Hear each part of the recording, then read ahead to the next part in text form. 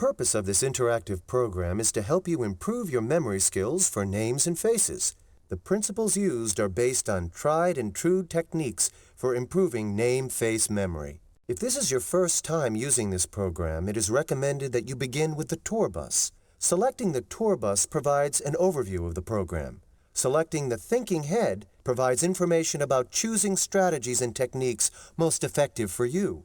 Selecting the puzzle will tell you more about the unique opportunity to practice your skills.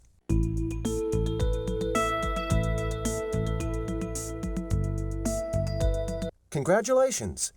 You've taken the most important step toward a better memory for names and faces, deciding that you want to improve your skills for remembering people's names and faces. That's right, you'll have to change the way you deal with this important task. Research shows that you can improve your memory skills for names and faces if you follow some specific rules and then practice, practice, practice. As you will see, the MemoryWorks is different from standard programs because in addition to showing you what the best strategies or techniques are and how to use them, the MemoryWorks actually allows you to practice your new skills with real names and faces in the comfort and privacy of your own home and at your own pace. You'll actually be able to follow your progress using an easy test method. Soon you'll begin practicing your new skills in real-life circumstances. As your skills and confidence grow, you'll know that you're on your way to mastering this important social skill. Congratulations! The program offers two options for improving your memory for names and faces. The Name and Face Mnemonics option involves strategy training that is based upon visual imagery and verbal elaboration. The SALT strategy option involves a mnemonic technique that is based upon a 4-step procedure for rehearsing a new acquaintance's name. Both strategies have been proven effective in research, and each is helpful for improving name-face memory. In fact, it is possible for you to combine the strategies in any way that is helpful to you. Everyone has a unique style of learning. The MemoryWorks will help you discover the choice of strategies that works best for you. In order to practice your new skills, the program provides an airport terminal setting in which to meet new acquaintances. There are several different areas within the terminal, and in each you will meet 8 new people. This simulation exercise provides you with the chance to actually practice interacting with new people and remember their names in a setting much like you'd encounter in everyday life. It is recommended that you take your time and imagine a situation in which you must remember people's names and faces. For example, you might imagine that you're a tour guide and have to introduce each person arriving at the airport to his or her buddy on the tour bus. Or you might role-play the part of a conference director who must introduce arriving participants to one another. To minimize distractions, work on this simulated experience in private. Be sure to meet everyone. Some of the people will make remarks, and others will simply say their names. Try different strategies in whatever combination is comfortable and works best for you. Select the arrow to begin. Good luck and have fun.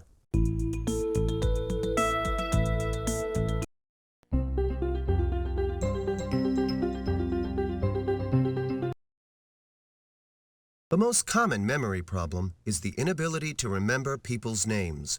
You've probably suffered embarrassment from this at one time or another, or it may have cost you business.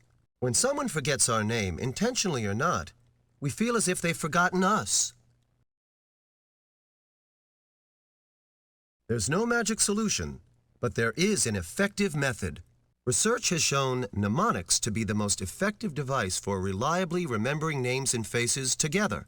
Simply put, mnemonics are devices we use to make a piece of information stick more firmly in our memory.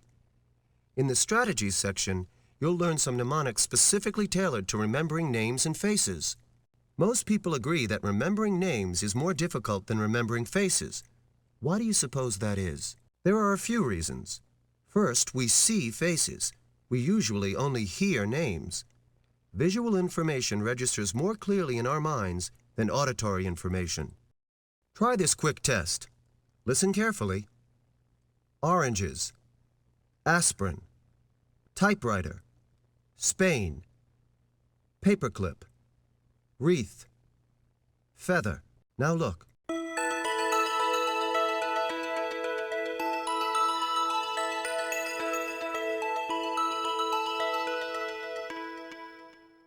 You were just presented two lists of 7 unrelated items. One was presented verbally, the other visually. Now try to recall as many items from each list as you can. Press Continue when you're ready. Odds are you remembered more of the pictured items than the spoken ones. Another factor is that remembering faces is a recognition task, whereas remembering names relies on pure recall. Can you pick out the item that did not appear in the picture the first time you saw it? If you knew that the electric fan was not present the first time, you employed recognition. You recognized all 7 of the other items from your brief exposure earlier. Now try again to list the 7 items from the spoken list. Press Continue when you're done. In that case, you were employing pure recall. Quite a difference, isn't there? Recalling verbal information without using mnemonics is difficult, although it can be done. Mnemonic techniques make the job easier by making the recall task more like a recognition task. Combining verbal and visual information together makes that information stick more firmly in memory. Now that you've had a chance to learn a little about the power of mnemonics, press Continue to return to the main menu and begin using these techniques to improve your memory for names and faces. We recommend that each time you use the Memory Works, begin with the name and face test to see how well you remember names and faces.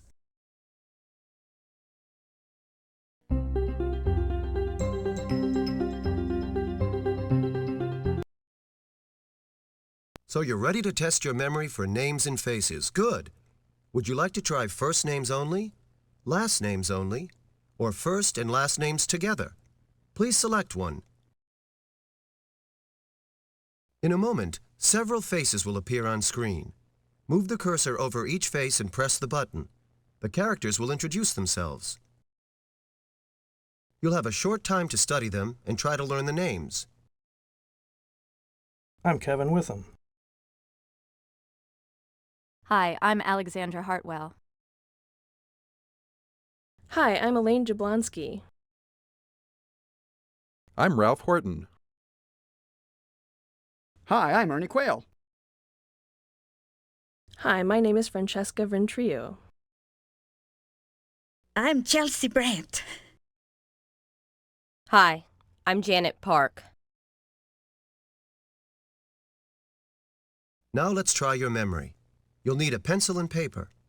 Number your paper 1 through 8. Press Continue when your paper is numbered. Now write as many of the names as you can remember in your numbered spaces. Please push the Continue button when you're done. Good. Now let's see how well you did. Give yourself a check for each name you remembered correctly. Hi, I'm Alexandra Hartwell. Hi, I'm Elaine Jablonski. Hi, I'm Janet Park. I'm Ralph Horton. I'm Chelsea Brandt. Hi, I'm Ernie Quayle. Hi, my name is Francesca Ventrio. I'm Kevin Witham. Now let's check your score. Please select your score number.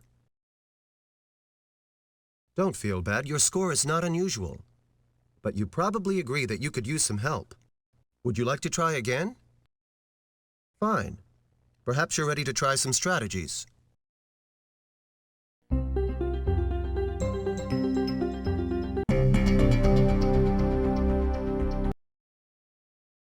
Now let's take a look at a tried and true method of remembering names and faces.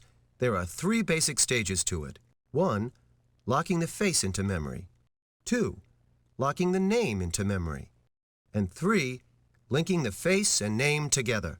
In a real-life situation, you may not perform the steps in this precise order. But for our purposes, let's start with the face. Are you ready to try?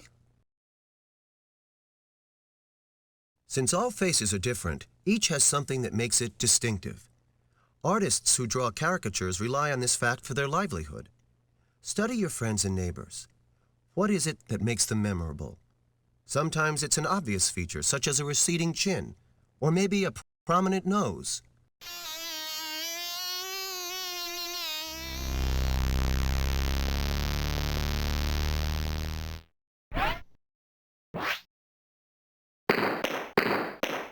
Let's look at another face.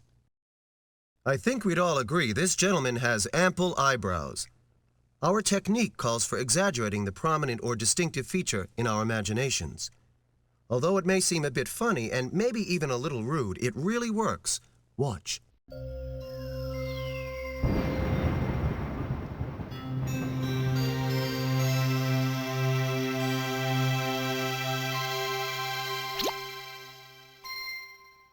Now try it again in your own mind. Study the face, exaggerate the brows, try it for a few seconds. Good, you've just locked this face into memory. Remember, when doing this by yourself, always choose a permanent feature. Clothing, jewelry, and makeup, for instance, may change by the next time you see a person. Let's try another one. Sometimes a pictorial image comes to mind when looking at a prominent feature. This woman's bright red hair, for instance, might conjure up the image of fire.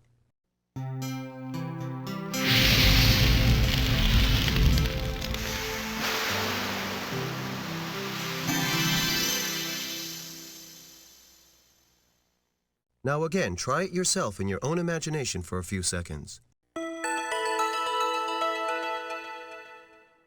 Good. Odds are you won't forget this face either. Remembering a face does us little good unless we can supply a name to go with it.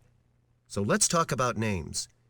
Would you like to experiment with another face or two before moving on to this? All right, how about this one? In this case, the prominent feature might be the shape of the face itself. Here we have a gentleman with a long and narrow face. Let's exaggerate that feature.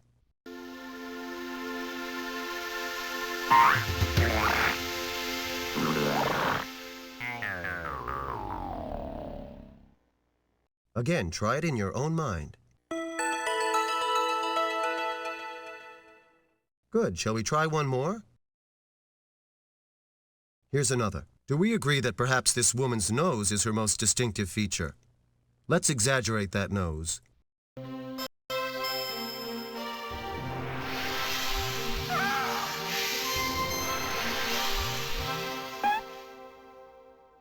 Take a moment to practice in your own mind, and then we'll move on to our name strategies.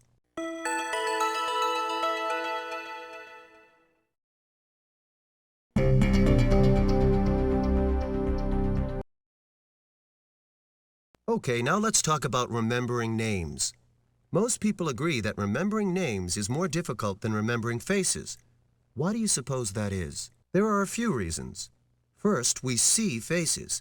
We usually only hear names. Visual information registers more clearly in our minds than auditory information. Frequently, a recall failure results from a lack of attention or failure to properly store the information in the first place. The first habit you must develop, then, is to be extremely attentive when being introduced. Handle all introductions as if they were vitally important to you. If for any reason at all you don't quite get the name the first time, ask the person to repeat it. Now rehearse the name a few times so that it registers in your short-term memory. The next step is to make the name meaningful. Names are sometimes difficult to remember because they themselves don't carry much meaning. Here is where mnemonics comes in handy. Let's take this lady's name, Phyllis Constantino. What associations can we draw with this name to give it meaning? Constantino. Any ideas? How about a concertina? There's an image that ought to stick. Some situations only require us to remember the last name, and others only the first. But let's assume in this case that we need to remember the full name. So how about the first name, Phyllis? Any associations come to mind? One possibility would be the phrase, fill his. Now we have fill his concertina. Can we make a visual image out of that? Here's one option. It's all right if your mental picture is strange or nonsensical. Studies indicate that bizarre or outlandish images are actually easier to remember than conventional ones. The next step is to find a way to connect the image to the face. Ideally, we should tie our name image to the most distinctive feature of the face. Here, her smile makes a good target.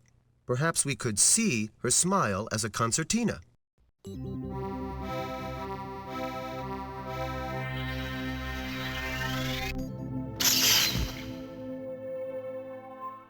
Try to include motion in your image. It will be more vivid.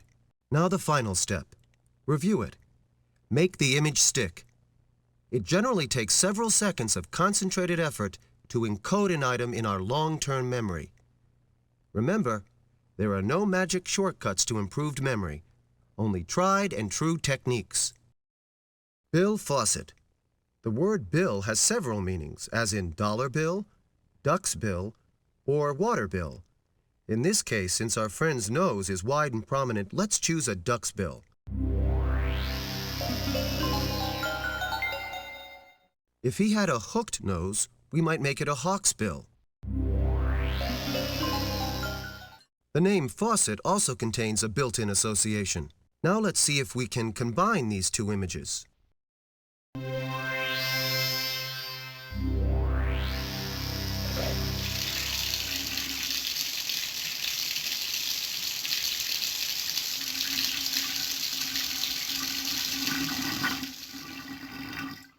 All that remains now is to link the image to the face.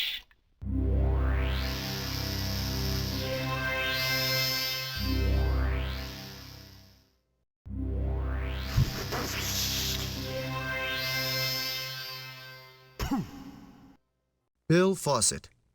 Now study it for a few seconds to register it in memory. Would you like to try another? In some situations, we may only be required to remember the person's last name. Let's take Miss Coburn. Does she have a distinctive feature? Here there may be a few possibilities, so let's work with the name. Burn has meaning. Perhaps we could try Colburn. Now, can we tie Colburn back to the face? Let's try this.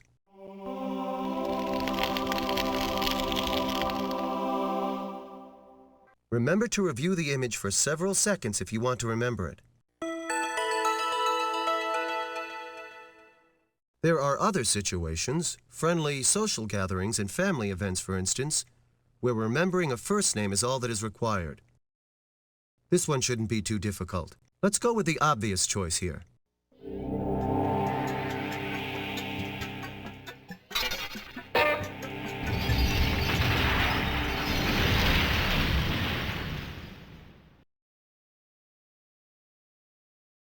Would you like another example? Here's one. Anything about this face stick in your mind? Think about it for a moment. Now let's work on the name. One possibility for the last name, Eisenstein, would be the sound-alike phrase, eyes in Stein. You may notice that our subject has unusually thick glasses. What if we look through a pair of glass-bottomed beer steins?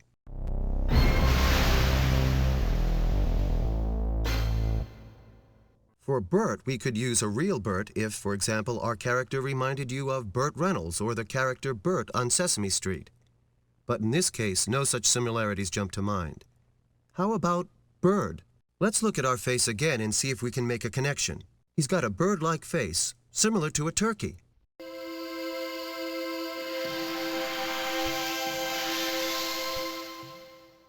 The object here is not to flatter our subject, but to remember him.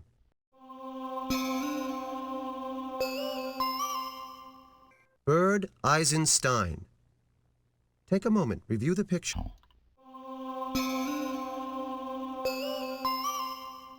Now, before we return to our menu, would you like to review the faces we've met so far and see if you can remember their names?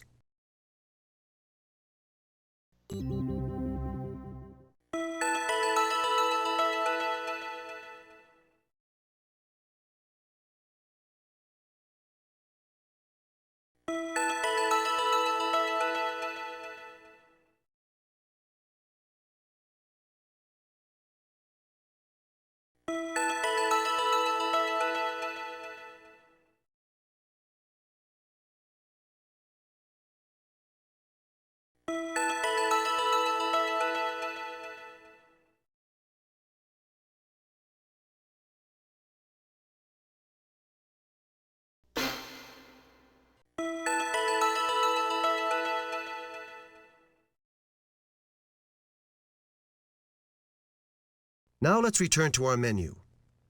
You can try another way of remembering names and faces, or try a simulation, which will let you practice what you've just learned.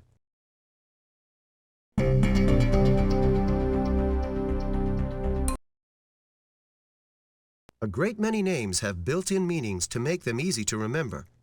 Let's look at some examples. A name might sound exactly like an object. Here we have bacon, lake, kite, ball, and page. Occupations are another common meaning for names. Baker, king, carpenter, tailor, and cook are some. Many names call up familiar places. London, Denver, Holland, St. Martin, Hampshire. Animals can impart ready meaning to a name. Deer, wolf, fox, dolphin, fish. Plant meanings are common as well. Rose, lemon, maples, berry, and bush are just a few examples. Products make for easy visual associations. Kraft, Kellogg, Pillsbury, Ford, Reynolds. Verbs, gamble, fry, trot, love, profit. And there are many other such categories. Names that are also compound words call up instant images, as in Butterfield, Goodman, Ironstone, Greenwood, and Armstrong. For names without obvious meanings, we must use substitute words, as we did earlier with concertina for Constantino. Let's try some more ways to do that. Cordoza might be car-dozer. Heifetz, high fence. Dahlgren, doll grin. Fleming, flaming. For Ludwig, loud wig. Landry sounds like laundry. If you're serious about learning this method, you might want to practice with names from your phone book. Even in a case where you can't come up with an image for someone's name, the struggle to find one will often be enough to make the name stick in your memory.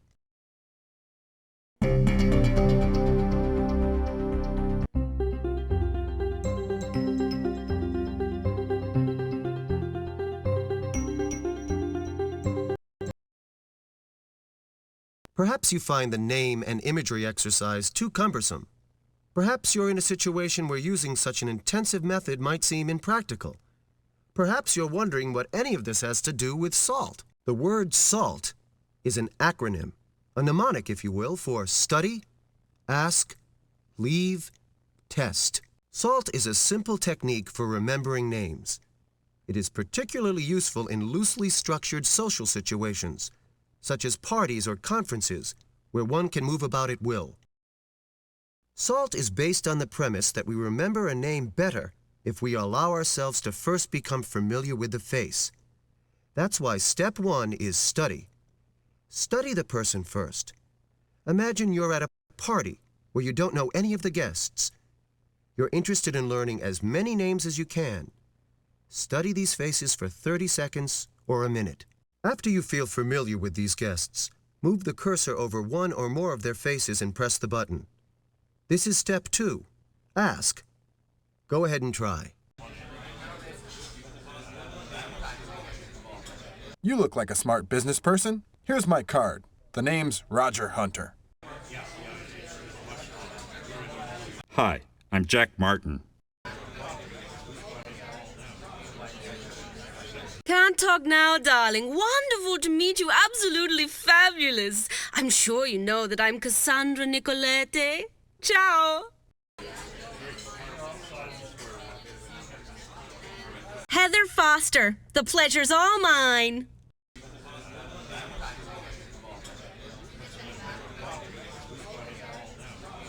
Use this as an opportunity to practice the name or names a few times.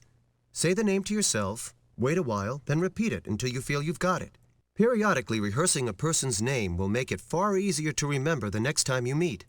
Which brings us to the last step. Test. Test yourself. Return to your new acquaintances and give their names a try. Can't talk now, darling. Wonderful to meet you. Absolutely fabulous. I'm sure you know that I'm Cassandra Nicoletti. Ciao. So remember, that's SALT. Study, ask, leave, test. Would you like to try it again?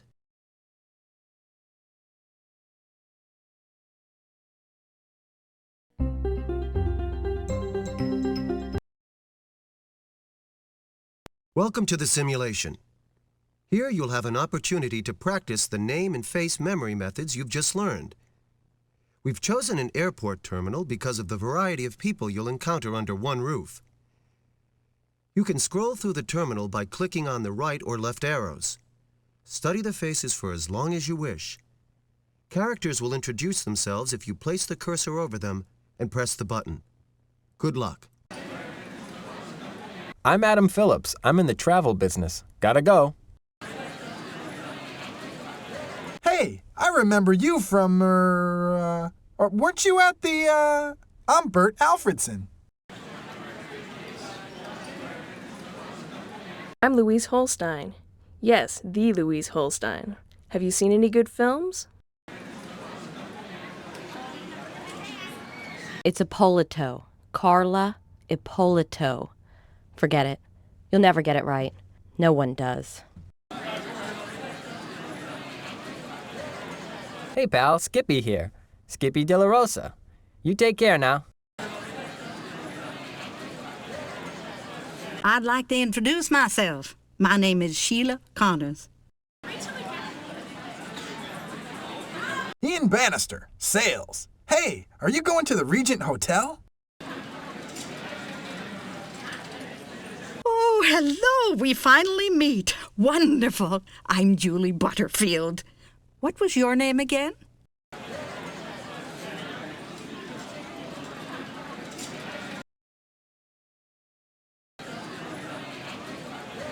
Harvey Jankowski, investments. You wouldn't have $1 I could borrow for the vending machine. I'm Laura Fleming. I want you to write it down. I want you to call me. Long time no see. Remember me? Kelly Monroe. Newhouse. Corey Newhouse. Software, hardware, ready to wear, you name it. Arthur Fogg. My friends say I'm always in one. Why can't I find a decent Jewish deli around here? Take my name down, Paula Grossman. Call me if you find a decent Jewish deli. Hey, Todd Dooley. Later. Hi, Cheryl Kaufman's the name. What did you think of the conference? High-priced Sominex, if you ask me. But at least I caught up on my beauty sleep.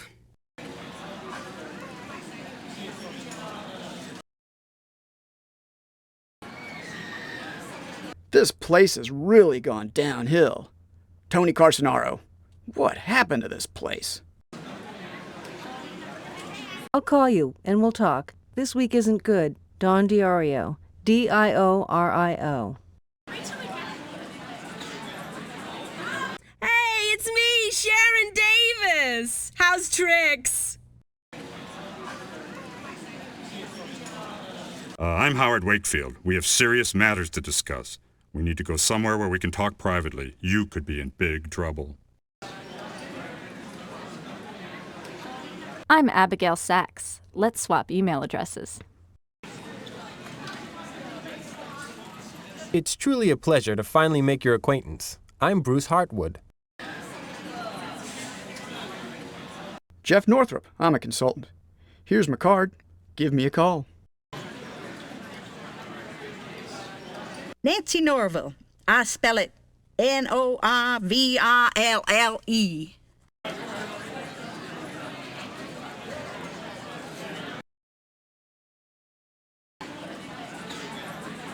Audrey Betancourt, if you need to know. I'm from New York. I don't have time for small talk. Call me, we'll fax.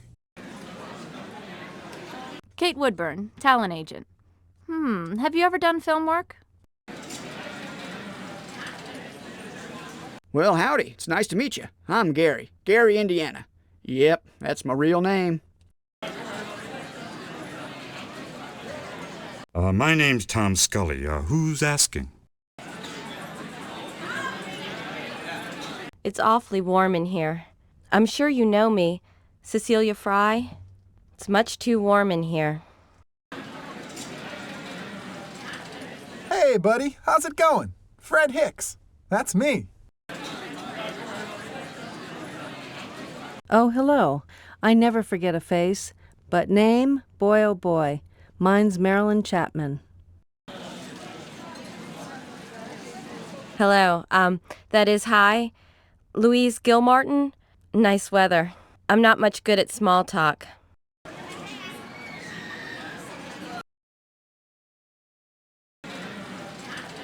No time right now. Baldwin, Monica, have your people fax my people. Here's my card. Rex Stedman. I've seen you on TV. Oh, don't tell me. Star Search? Oh, Arsenio. The Kitchen Weasel commercial. Could I have your autograph? Oh, get my name right. It's Rita Duncan. I'm Allison Dewhurst of the Southampton Dewhursts. It's a pleasure. Oliver Bancroft, career counseling. I tell him, get a job. Here's my card. Janet. The last name is Archer now. I'm married. Mitch Coppinger. I'm in the phone book. Don't be a stranger. Coppinger with a G. My name? Bianca Ricci. What's your sign? I'm a Libra.